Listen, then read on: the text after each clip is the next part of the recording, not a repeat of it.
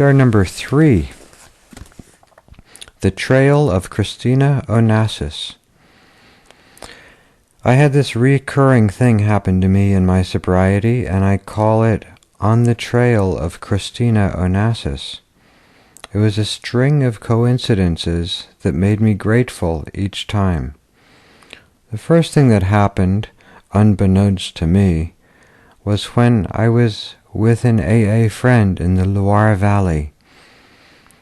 I was being shown the house where my friend was born, and the caretakers came up and told me that next door was where Thierry Roussel was married.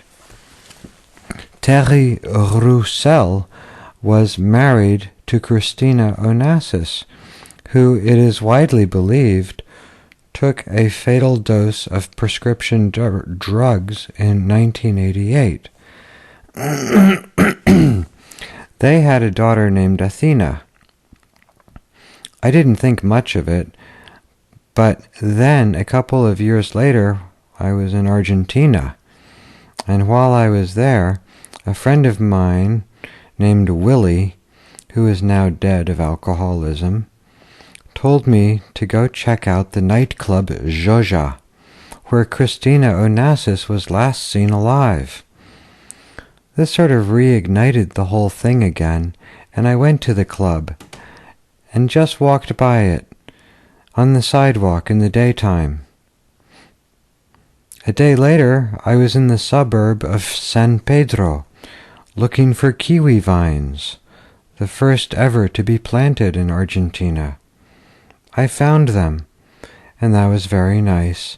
And then I was told by the Japanese kiwi farmers, there were Japanese migrant workers there then, that this is also the town where Christina Onassis took a fatal dose of barbiturates and died.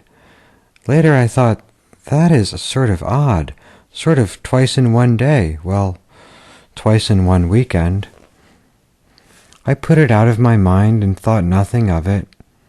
But 7 years later, it was reignited again, when I was sitting in what was the business class lounge of the old Athens airport.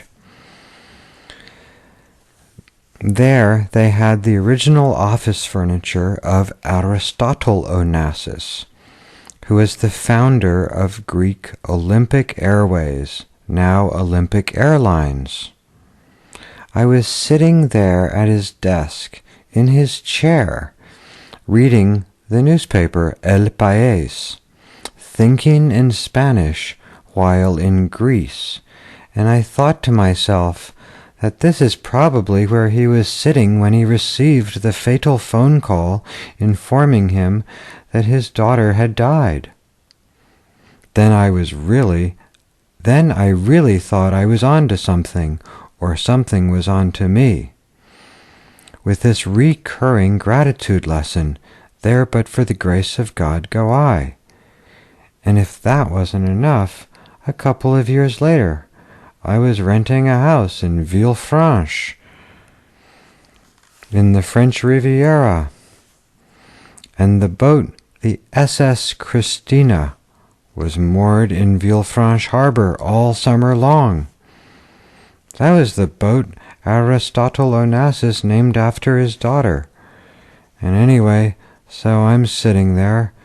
I guess I'm up in Max's apartment with Mark, 2 AA friends. One night, and the full moon is rising up over the harbor and over the boat, and I was trying to tell them about this whole story on the trail of Christina Onassis, and Mark says, "It doesn't get much better than this." And that was the last time I had any conscious contact with the trail of Christina Onassis.